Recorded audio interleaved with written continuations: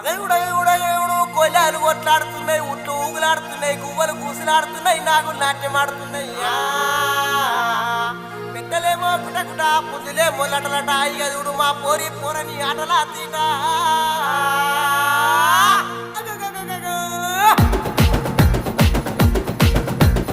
దగ్గర దగ్గర దొక్కుతాడమో ఎందుకో నేనేమనుకుంటే, కాలు విన కాలేస్తాడమో ఎందుకో నేనేమనుకుంటే, గుంజి గొంగడి కప్పుతాడమో ఎందుకో నేనేమనుకుంటే,